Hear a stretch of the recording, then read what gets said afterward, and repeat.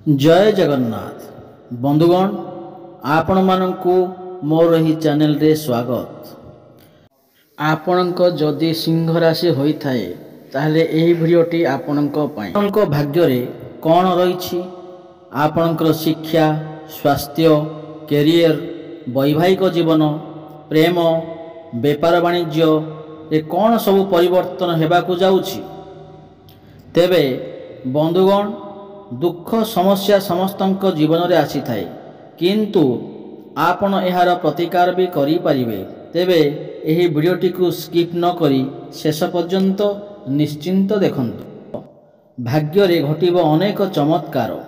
प्रभु जगन्नाथक कृपारु एही दिनटी आपणक पई भलरे कटिबो।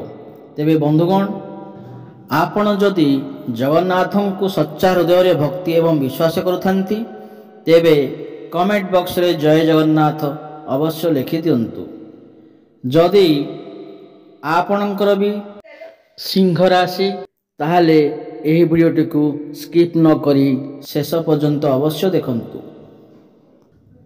सिंह राशि जन्मित लोक माने उभय शक्तिशाली एवं दुर्बल फलाफल अटंती। जदिओ बृहस्पति गमनागमन दुर्बल रहिबो शनि गमनागमन आपणक पई संपूर्ण भल अटे। बृहस्पति गमनागमन मध्य भाग पर आपणक सपक्ष रे काम करिबा आरंभ करिवो। एही परि शनि गमनागमन ह्रास पाइबो। प्रत्येक गमनागमन उभय शक्तिशाली एवं दुर्बल फलाफल पाई पारे। एहा सत्वे राहुंक गमनागमन आरंभ होइतिबा चतुर्थ घरु एहार नकारात्मक को दूर करिवो। सेठारे अनेक अनुकूल फलाफल मिलिबो। फलस्वरूप शनि कौनसी समस्या घटी न पारे। घरोई जीवन किंबा पुराना समस्या संबंधी किछि समस्या लोप पाइबो। तथापि परिवर्तनर आत्मा मन किछि मात्रा रे आनंदित करि पारे। बृहस्पति गमनागमन आर्थिक व्यापार उपरे सकारात्मक प्रभाव पकाइबो। फलस्वरूप आर्थिक संकट हेबो नहीं एवं राजस्व उत्सरे वृद्धि होई पारे। प्रेम विवाह विद्यालय शिक्षा एवं अन्यान्य क्षेत्र रे अधिक अनुकूल फलाफल मिल पारे। राहुंक चतुर्थ घरे रहिथिबा हेतु तुमे बहुत भावप्रवण देखाजिबो। जोंथिपाई तुमर भावना को नियंत्रण रखिबा कष्टकर हेबो। एही परि परिस्थिति रे आपणकर स्वतंत्र मनोभाव लोक मानकु द्वंद्वरे पकाइबो एवं आपण विरक्त मध्य अनुभव करि पारंती। एहा आपणक पई भल हेबो। केवल निज भावना को अन्य मानकु जणाइबा ठारू दूरे रुहंतु।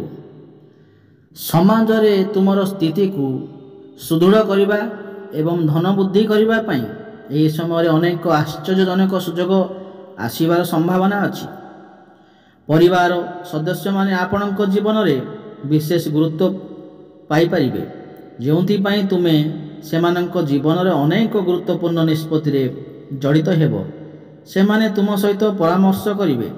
आपणक मध्यरु केतेक शॉपिंग करिबाकू जाई अलंकार किंबा घरोई जिनिस किनिबाकू योजना करि परिबे। तुम मानक मध्यरु अधिकांश तुमर भावना को नियंत्रण करिबाकू निर्देश देई पारंती। कारण यह संभव जे तुमर विलासपूर्णता बुद्धि पाइब। जोंथिपाई तुमे तुमर कैरियर प्रति किछि मात्रा रे असावधानता देखा देबो। एही राशिर छात्र माने शिक्षक एवं पितामाता ठारू सहायता पाई परिबे।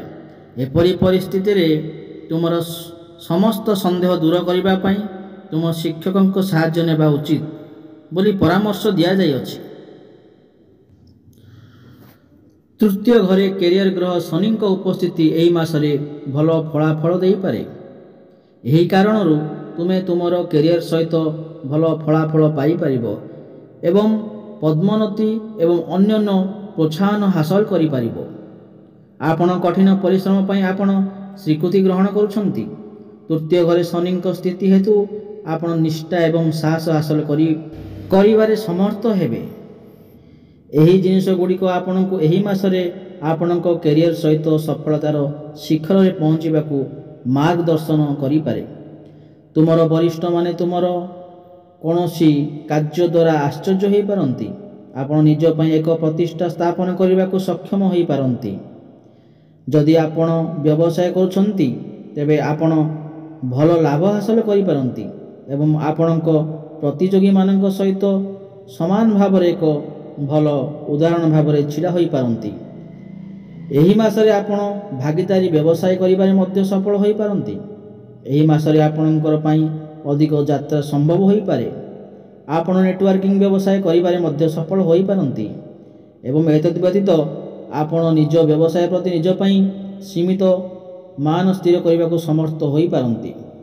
ବୃହସ୍ପତି ଷଷ୍ଠ ସ୍ଥାନ ଅଧିକାର କରିଥିବାରୁ ଆପଣଙ୍କ ସ୍ୱାସ୍ଥ୍ୟ ଏହି ମାସ ଆପଣ ଗଳା ସଂକ୍ରମଣ ଏବଂ ମେଦବହୁଳତା ଭଳି ସ୍ୱାସ୍ଥ୍ୟ ସମସ୍ୟାର ସମ୍ମୁଖୀନ ହୋଇପାରନ୍ତି। ମେଦବହୁଳତା ହେତୁ ଆପଣ ହୁଏତ ଅଧିକ ଓଜନ ହୋଇପାରନ୍ତି ଏବଂ ଏହା ଆପଣଙ୍କ ପାଇଁ ଏକ ହୋଇପାରେ ଏବଂ ଆପଣଙ୍କୁ କମ୍ ଆରାମରେ ରଖିପାରେ। କିନ୍ତୁ ଏହି ମାସରେ ଆପଣଙ୍କ ସ୍ୱାସ୍ଥ୍ୟ ସମ୍ବନ୍ଧରେ କୌଣସି ବଡ଼ ଘଟଣା ଘଟି ନପାରେ କାରଣ ଶନି ତୃତୀୟ ଘରେ ଅନୁକୂଳ ରଖିଛନ୍ତି। ଆହୁରି ମଧ୍ୟ ନିଜକୁ ଫିଟ୍ ରଖିବା ପାଇଁ ଧ୍ୟାନ ଏବଂ ଯୋଗ ଅନୁସରଣ କରିବା ଆପଣଙ୍କ ପାଇଁ ପରାମର୍ଶଦାୟକ ହୋଇପାରେ। ଚନ୍ଦ୍ର ସହିତ ବୃହସ୍ପତି ଷଷ୍ଠ ଘରେ ରଖିଯାଇଥିବାରୁ ପ୍ରେମ ଏବଂ ବିବାହିତ ଜୀବନ ସହିତ ଅନେକ ଫଳପ୍ରଦ ଫଳାଫଳ ହୋଇପାରେ ନାହିଁ। ଏହି କାରଣରୁ ତୁମେ ପ୍ରେମକୁ ବଜାୟ ରଖିବାରେ ସକ୍ଷମ ହୋଇପାରିବ ନାହିଁ ଏବଂ ତୁମର ପ୍ରିୟଙ୍କୁ ଅଧିକ ପ୍ରେମ ଦେଖାଇବ। ତୁମର ପ୍ରିୟଙ୍କ ସହିତ ଭୁଲ ବୁଝାମଣା ଅଭାବ ହୋଇପାରେ ଏବଂ ଏହି କାରଣରୁ ତୁମେ ତୁମର ପ୍ରିୟ କିମ୍ବା ତୁମେ ଭଲ ପାଉଥିବା ବ୍ୟକ୍ତିଙ୍କ ସହିତ ରହିଥାଇପାରେ। ଏଥିସହ ଏହି ମାସରେ ବିବାହକୁ ଏଡ଼ାଇବା ଆପଣଙ୍କ ପାଇଁ ଜରୁରୀ ହୋଇପାରେ। ଯଦି ଆପଣ ବିବାହ ବନ୍ଧନରେ ଆବଦ୍ଧ ହେବାକୁ ଚାହୁଁଛନ୍ତି ଏବଂ ଯଦି ଆପଣ ପୂର୍ବରୁ ବିବାହିତ ତେବେ ଆପଣ ହୁଏତ ଆପଣଙ୍କର ପ୍ରିୟଙ୍କ ସହ ଯୁକ୍ତିତର୍କ କରିଥିବେ ଏବଂ ଆପଣ ଖୁସି ବଜାୟ ରଖିବା ସ୍ଥିତିରେ ନଥିବେ। ପ୍ରମୁଖ ଗ୍ରହ ରାହୁଙ୍କ ସ୍ଥିତି ଚତୁର୍ଥ ଘରେ ଅନୁକୂଳ ନୁହେଁ ଏବଂ ବୃହସ୍ପତି ଷଷ୍ଠ ଘରେ ରଖାଯାଇଅଛି ଏବଂ ଏହା ଅନୁକୂଳ ବୋଲି କୁହାଯାଏ। ଶନିଙ୍କୁ ତୃତୀୟ ଘରେ ଦ୍ୱିତୀୟ ଏବଂ ତୃତୀୟ ଗୃହ ପ୍ରଭୁ ଭାବରେ ରଖାଯିବା ଜାରି ରହିଛି ଏବଂ ଏହା ଅତ୍ୟନ୍ତ ଅନୁକୂଳ ବୋଲି କୁହାଯାଏ। କେତୁ ଦଶମ ଘରେ ରଖାଯାଇଥାଏ ଏବଂ ଏହା ଅନୁକୂଳ ବୋଲି କୁହାଯାଏ। କ୍ୟାରିୟର ଗ୍ରହ ଶନି ଏହି ମାସରେ ଆପଣଙ୍କ ପାଇଁ ଅନୁକୂଳ ହୋଇପାରନ୍ତି ଏବଂ ଏହି କାରଣରୁ ଆପଣଙ୍କ ପ୍ରୟାସରେ ଅଧିକ ପ୍ରଗତି ଏବଂ ସ୍ଥିରତା ପାଇଁ ସମ୍ଭାବନା ଥାଇପାରେ।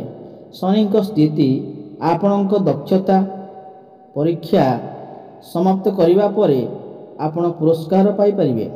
କେତୁ ଅବତରଣ ସ୍ଥାନ ଦଶମ ଘରେ ରଖାଯିବ ଏବଂ ଏହି କାରଣରୁ ଆପଣ ଅଧିକ ପ୍ରଗତିର ବିକାଶ କରିପାରନ୍ତି ଏବଂ ଆପଣଙ୍କ କ୍ୟାରିୟର ସହିତ ବିଦେଶରେ ଅଧିକ ଯାତ୍ରା ମଧ୍ୟ ଯୋଗ ବନୁଅଛି।